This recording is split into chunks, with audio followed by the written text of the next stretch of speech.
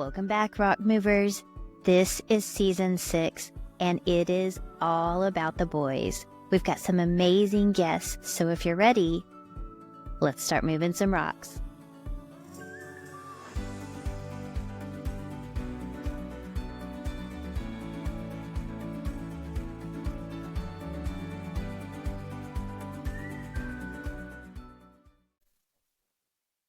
Welcome back, Rock Movers. So excited for today's conversation because we have double blessings today with a couple who are moving rocks for marriages all around the world. So welcome, Meredith and Craig. Thank you so much for being here and having this conversation with us today.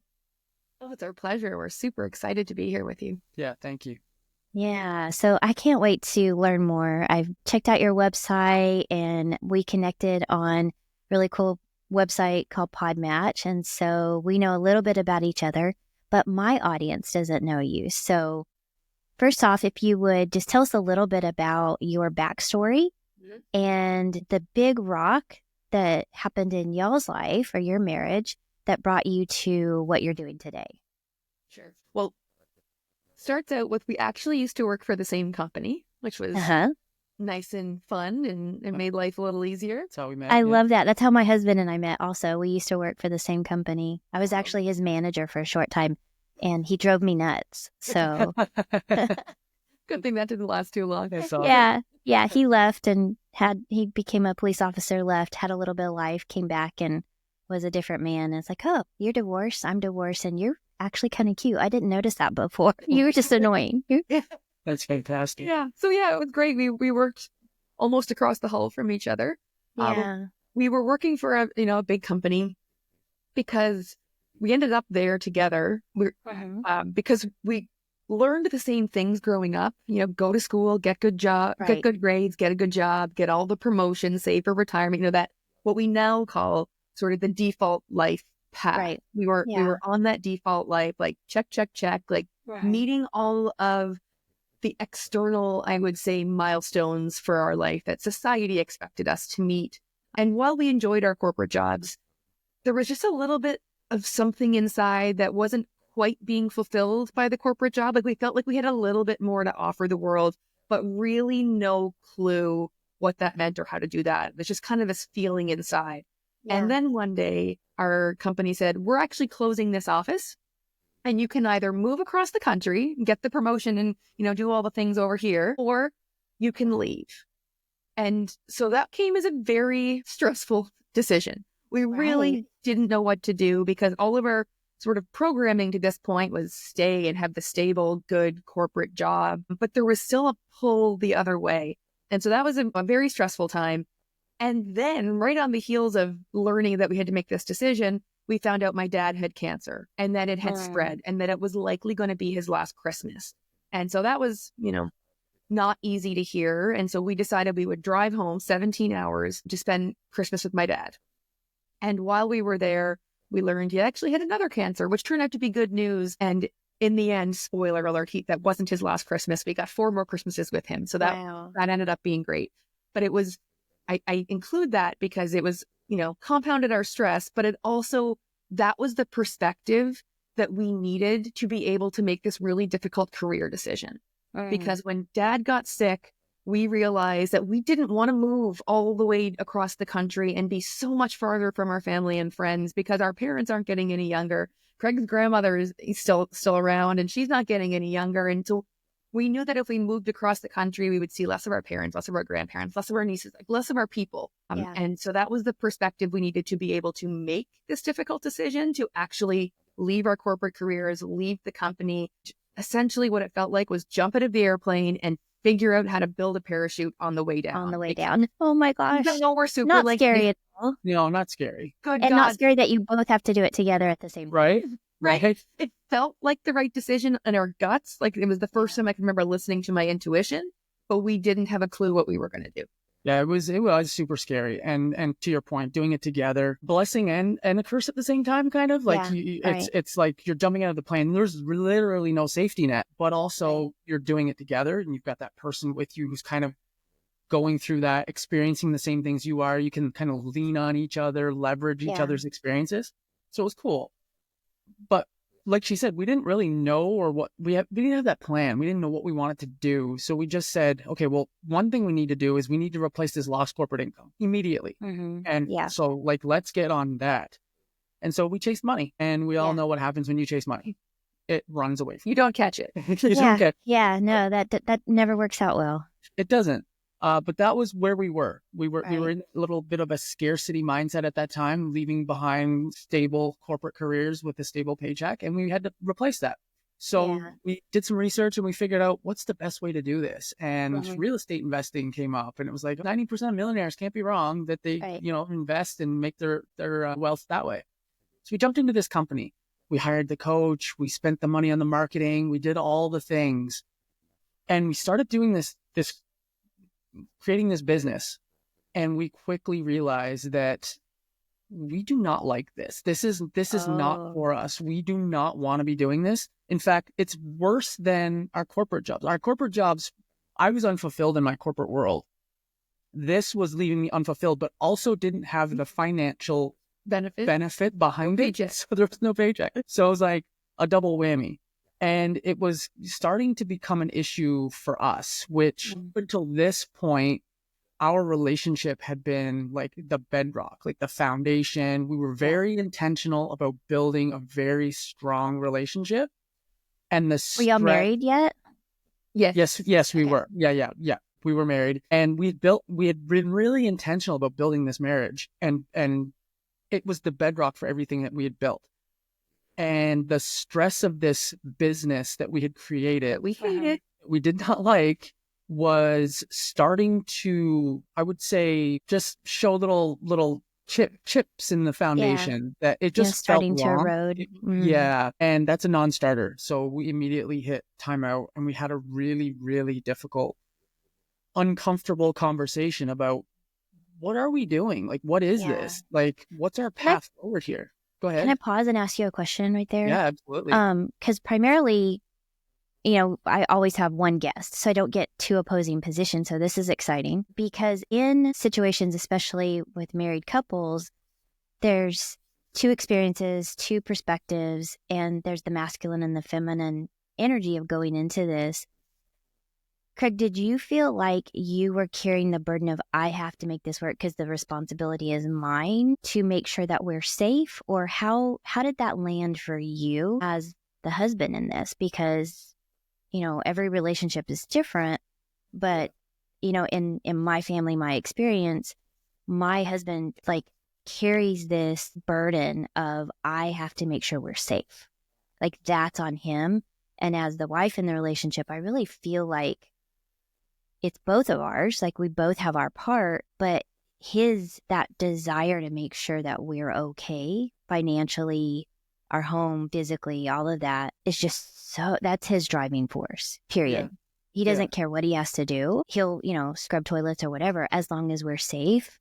Yeah. Now, once we are, then it's like, okay, I hate this, but did you have that? Was that like more of a motivator for you, or what happened with that comparatively?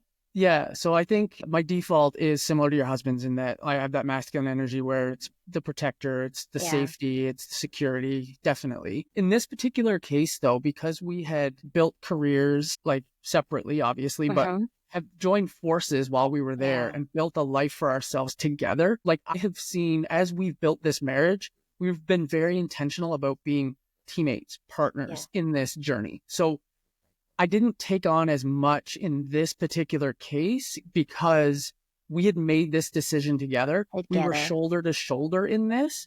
Yeah. And that I knew that I was taking 50% of that or like half of that burden. Like, it's sitting on both our shoulders here, not just mine, but both of our shoulders. And so I didn't have that same angst, if you will, that it was all on me.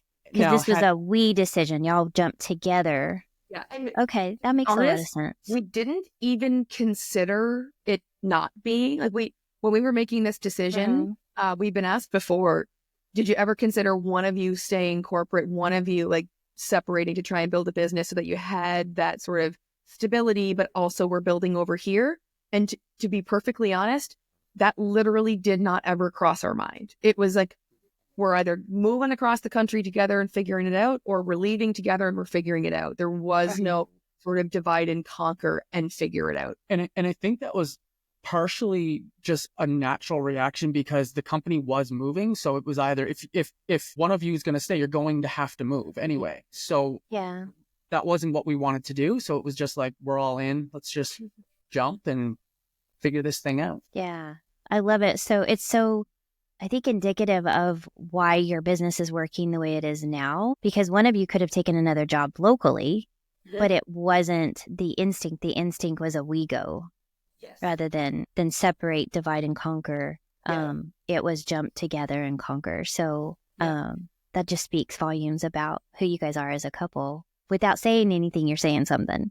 So I love that. Honestly, when we had that really difficult conversation, it was Craig that said, okay, we need to have a conversation here because I know how I'm feeling, but I don't know how you're feeling. And we need to sort this out. And we were both miserable in this business. We were the jobs we had created for ourselves, and because our offices were in different rooms, which is not the case anymore. We're literally like almost as close all day long now. But we needed to sort of share really transparently exactly how we were feeling about this new business, because both of us were so miserable, almost in isolation, because we made the decision together. It was almost like it was such a binding decision because we decided it together. Therefore, we will figure it out. And especially him is we'll do whatever it takes to figure it out. Like, he does not quit on something until he figures it out. And so I didn't even consider that we would not continue this business. Like, it's just,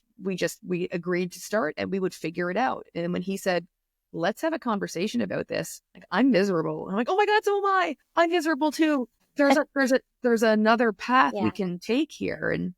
And we can. So it was about 6 weeks, less than 6 weeks, that we invested all that money to websites and business coaches and all the things. And then we said, no, we're done with this. We don't want to keep doing this. And so it was a big decision that happened actually quite quickly once we got on the same page with it. What we realized through this conversation was we'd left these corporate jobs. We had gotten into this scarcity mindset of replacing this lost income. And we had done none of the work to actually figure out what it was that we wanted our life to look like. We just knew what we didn't want, but we didn't know what we actually did want. And then we also didn't know who we were. Our identity was a little bit tied up in our corporate jobs. And so when you leave that behind, you lose a little bit of your identity. You don't know who you are and where you fit in the world anymore. And so we needed to do that work. What is it that we want? Who are we? And who do we want to be? And how do we want to show up in the world? And what gifts do we want to give to the world? Like, what is our superpower? And do you feel like that journey was super necessary? Like, you had to go through the what we don't want to really get crystal clear on the path forward and what you did want? 100%. Yeah, absolutely. Yeah.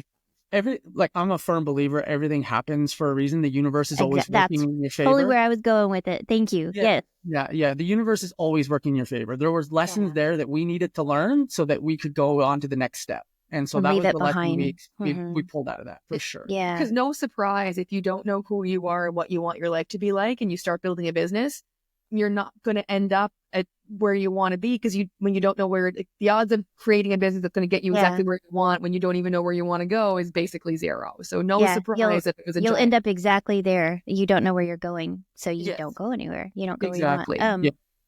So that's exactly the philosophy of what you just shared. The philosophy of the rock mover mentality is you move these really heaviness, the challenges, the obstacles, and you keep those brilliant lessons that those things taught you. And we get to choose what we carry forward, what we keep. And so what I hear you saying is, we went through all of these obstacles, all of these challenges, all of these hard times, but here's these beautiful things that we've learned that we're now carrying forward. So let's kind of move forward to how you got to where you are today, because you've learned what you don't want and you've realized, okay, here's some things we need to do. What does that look like today, and how are you using that in your current business to help other couples? Because obviously you've taken advantage of those lessons. Yes. And you're doing amazing things with them. Yeah. When we sort of learned that lesson, that first lesson of stop chasing money and figure out who you are and what you want to do in this world, we decided at that point to completely shelve any income replacement. That was never a goal ever again in life. We're done with that. That's not serving us.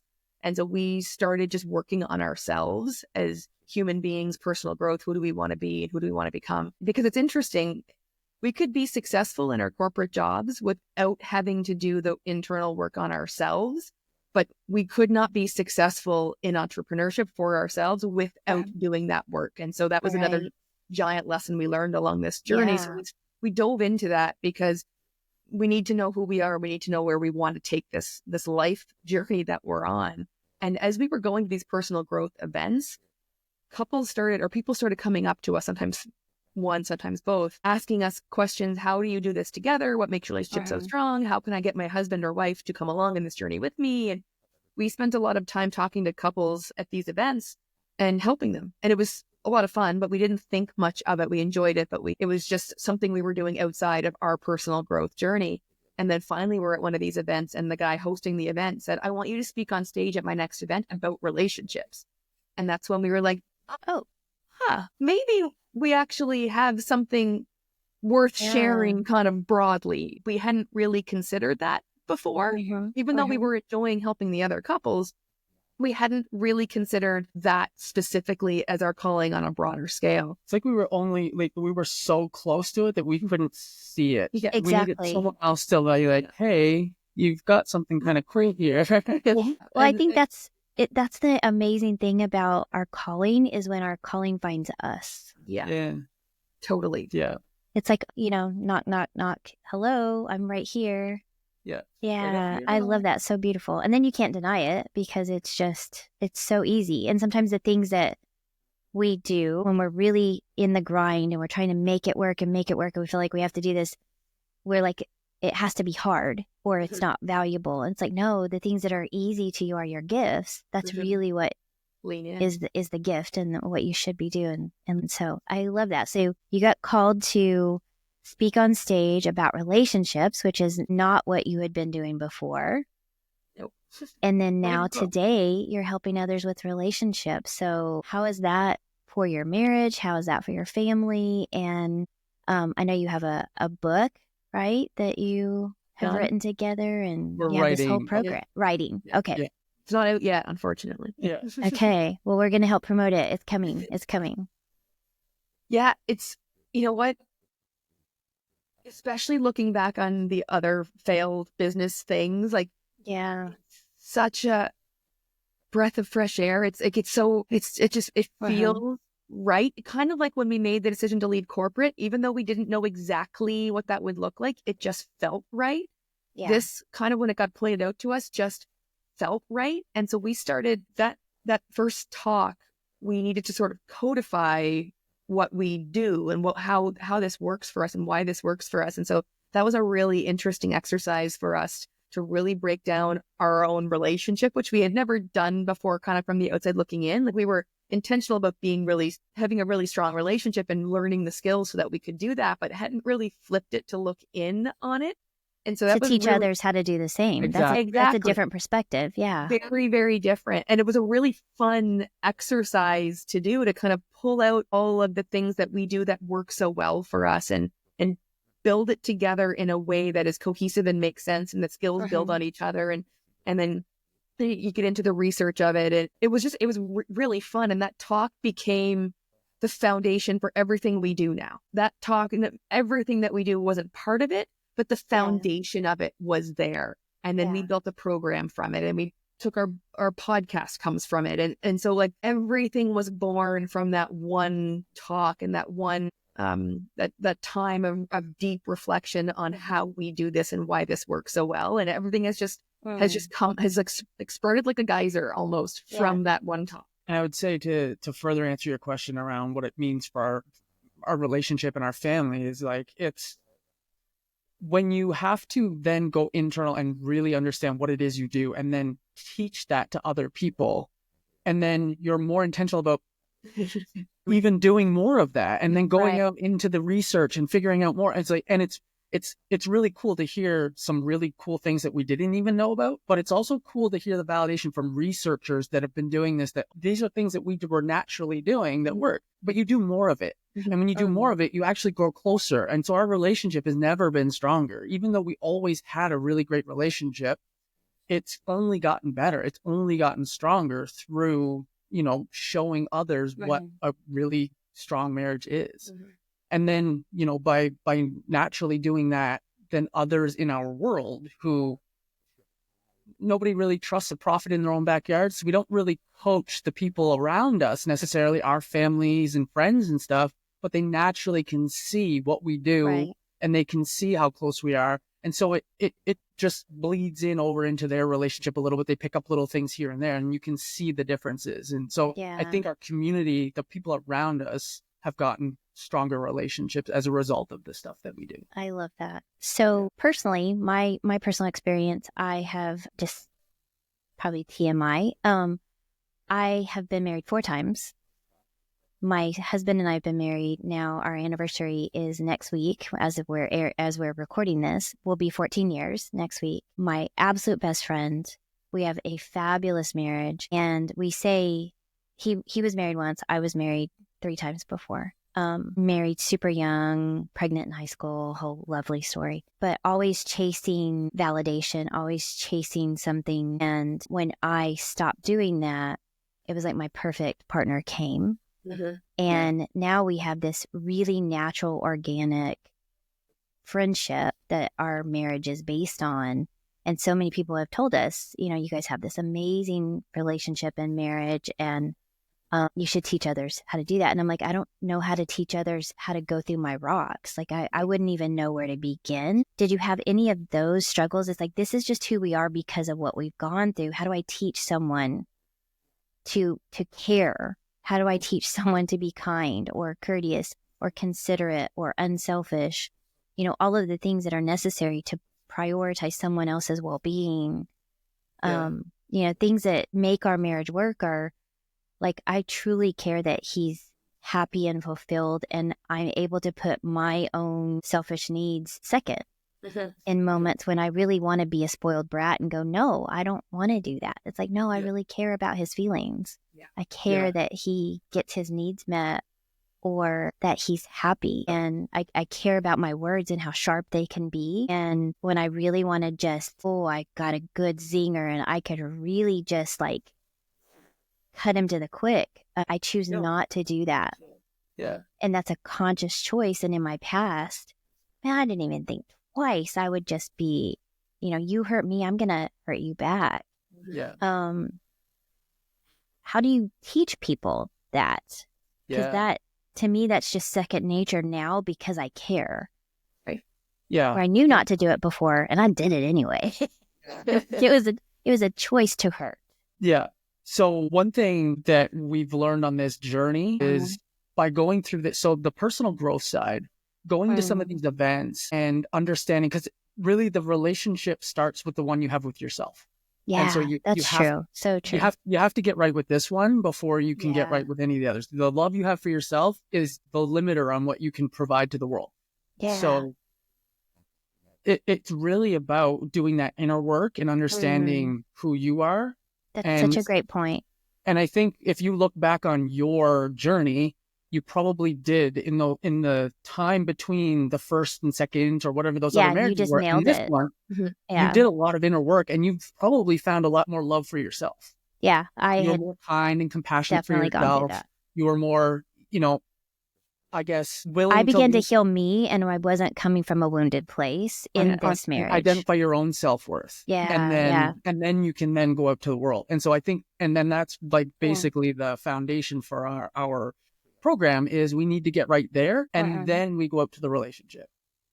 You totally nailed it. That is the difference, I think, for both of us, is we both came from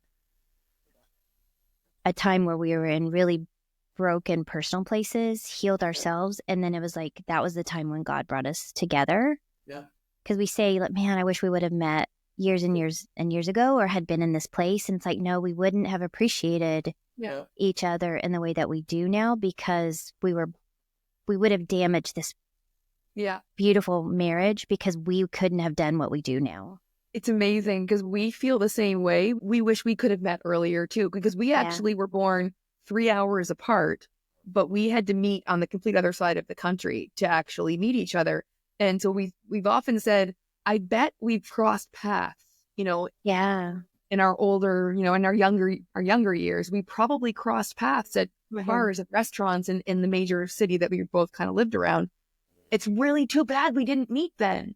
But then we weren't meant to meet then. Be careful what you wish for. Yeah. When we worked together, he was married but didn't have children, and I was married and didn't have 2 of my children.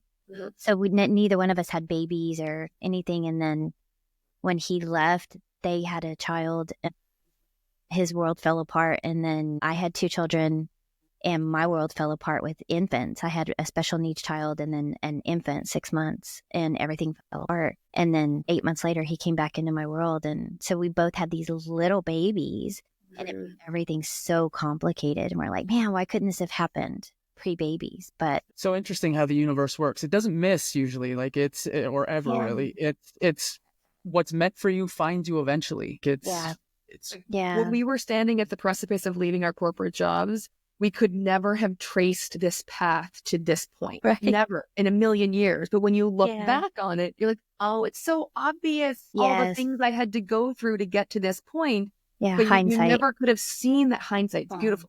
You could never have seen it looking forward. So there's this surrender or this trust that has to happen, that he always says that the universe is always working in your favor. You may not know it in the moment. It's hard to see sometimes in the moment, but there needs to almost be a trust that I know I'm going through this because there's a lesson I need, because there's something I have to take from this experience that I need to go forward so that I can whatever's next. Yeah. And I think having that faith and going through the process of some of the lessons we've learned and understanding that the universe has always been there, presenting opportunities, not always seeming like opportunities in the moment. Yeah. But you've gone through that. It helps build the muscle of when you're going through something really challenging that you're looking for the lesson. Because in my previous life, I wasn't always looking for the lesson. It was more like, oh, this sucks. Like, why am I going through it? Feels like this? a punishment rather than an opportunity.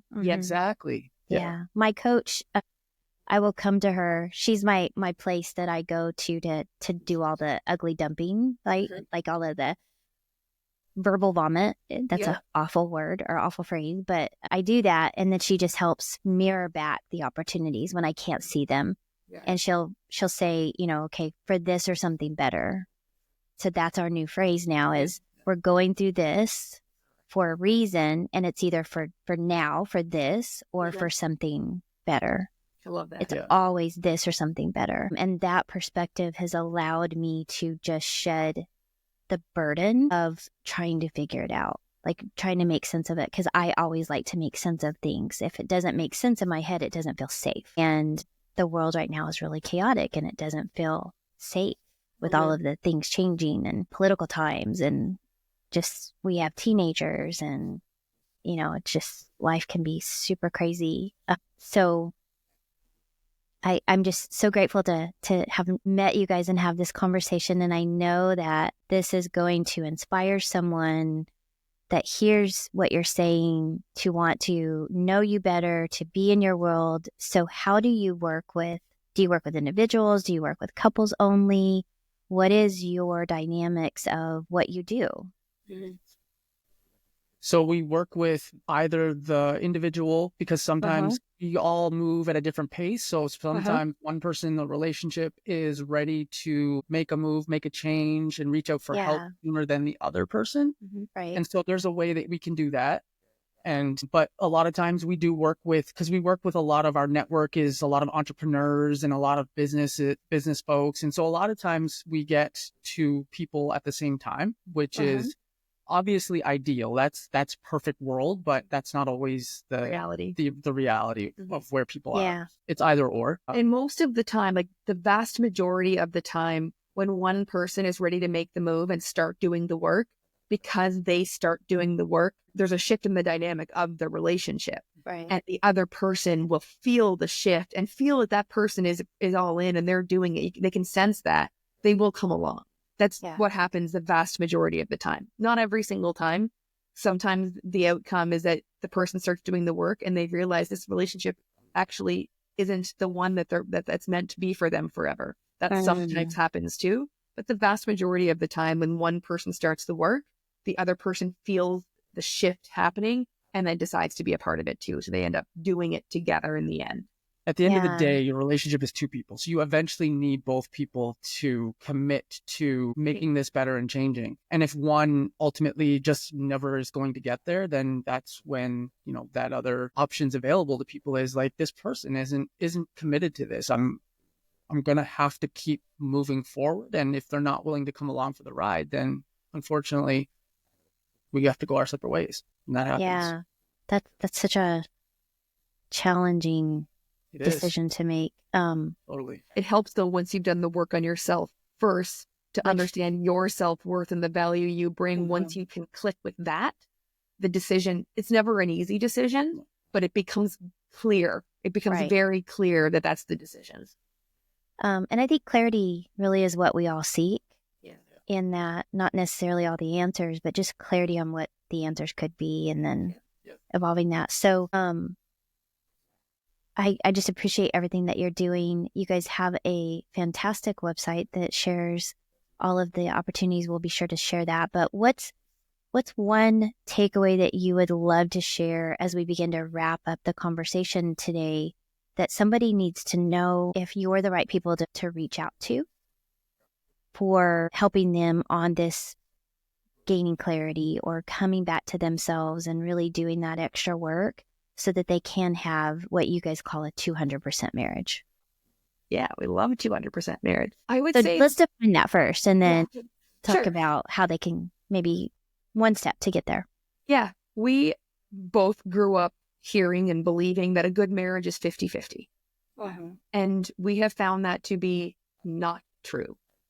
50-50 creates ambiguity. It creates gray area that if I'm responsible for 50% and you're responsible for 50%, whose task is this? Whose 50% does this thing fall under versus that thing fall under? Or, you know, I apologized first last time. It's your turn to apologize to me. And so 50% accountability for your marriage creates resentment. It creates scorekeeping. It creates defensiveness. It creates offensiveness. Yes. Whereas we believe that each person in a marriage is responsible, 100% responsible for the state of the marriage. And if you're each taking 100% responsibility for the marriage, you have a 200% marriage. And when that happens, there is no my job and your job. There is no scorekeeping. There is no you need to apologize first because what you did was worse, because that's still scorekeeping. There's no defensiveness because we're both coming in with, I'm taking ownership. I own this situation. Let's talk about it. So it removes that finger pointing and defensiveness. And that's what creates a 200% marriage. Wow. So for someone that is ready to take the steps, what's the best way for them to connect with you, to learn from you, maybe hear your voice on podcasts like this and learn, you know, kind of dip their toe in the water to see, okay, yeah, these are my people. I need to be in their 8-week program to learn more, to really take that next step and transform my life, my marriage, my business, especially if you're business partners with your spouse. Yeah. So we're on Instagram. I would say that's probably our most active place. It's Meredith and Craig on Instagram. And then we also have the Road of Life podcast. We share little nuggets, 15, 20 minutes, just little snippets, little bite-sized pieces of content that people can digest and implement right away. And we release an episode a week. We're on, I think, episode 60 coming up. So if you like the podcast, like that's kind of us, you know, like if you feel a connection with us through the podcast, then I think it would be worth reaching out and exploring, because that's the stuff. Like, that's who we are. That's, you know, we believe that this is an important, like your marriage, any relationship, because all the skills work for every relationship in your life. But really, we're talking about marriage, and it's It's the foundation for everything you build in your life. And Yes. if your marriage is struggling, it takes a lot of time and energy to repair and to work on. When your marriage is dialed in and it's thriving, you have that energy to redirect to your business, to your health, to the other areas of your life. Plus, your partner also has that energy. It's a synergistic energy now that can propel you forward anywhere you want to go. And so we believe that a thriving marriage really is the cheat code to level up your life. And if we also believe it doesn't have to be hard, painful, awkward. Like, there's certainly some discomfort along the way. And we're not saying it's all unicorn and rainbows, but we're saying you can enjoy the process. It doesn't have to be a miserable process to repair and heal your marriage. And so if that resonates with people, then definitely check out the podcast. And if you feel like a connection with us on the podcast, and we'd love to hear from you either on Instagram or on our website or wherever. Yeah, perfect. Well, thank you so much for what you're doing. I resonate so much with everything that you've said, and you've even encouraged me even more so. And I just so grateful. And I know that what you're doing changes lives, because I know my marriage, this partnership that I have with my husband, absolutely changed everything about how I felt about myself, how my boys have grown up, the lineage and the legacy that our marriage is impacting. We're already seeing it. My daughter chose a different man because of her stepdad, and they're raising their kids differently because of how she saw me before him and me after him.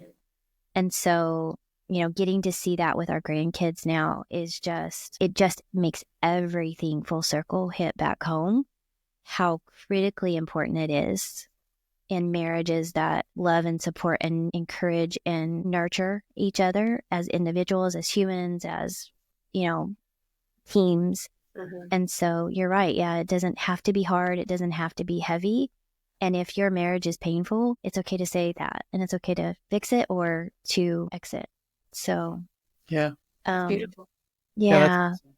And I love, I'm sorry. I said you're changing generations. You've literally changed the trajectory of your generations. Yeah, it's awesome. And just like, don't even get me started on the epigenetics and the DNA of that, like how we're just, changing DNA strands going forward and literally changing lives. So thank you so much. The ripple effect of what y'all do will never be seen. You won't get to see all of it, but just know the ripples are just spreading. With every podcast you do, with every radio episode you do, you are sending out ripples of change, and that is so important. So thank you, thank you, thank you. I'm so grateful to have known you, and I'll be following you and following the podcast and Rock Movers. Today, the lesson is, again, the same. You are going to go through challenges. You're going to move your own rocks. Just know you don't have to do it alone. You have amazing people like Meredith and Craig and this family, this format to help you through that. So keep moving those rocks, and we'll see you on the next episode of the Rock Movers. Wow, wasn't today's guest amazing? I hope that you enjoyed them as much as I did, and I hope that you got something super valuable. And I also want to know, what are you getting from this? What would you like to see? What are future episodes? Who do we need to be talking to? Who has some amazing rocks that they want to share? And that's by sharing, commenting, and subscribing to the Rock Movers, and then following me over on social media. We want to stay connected. We want to be a part of your world, and I want to invite you to be a part of mine. If you'd like to book a call, go a little bit deeper into some of these topics, you can find a link to book that call on CoachKarenGray.com. You're always invited to join me there, and I can't wait to dive into deeper conversations with you. That's my way of giving back and saying thank you for being a part of our rock moving community. Until the next episode, or until we jump on the call, have a great day and keep moving those rocks.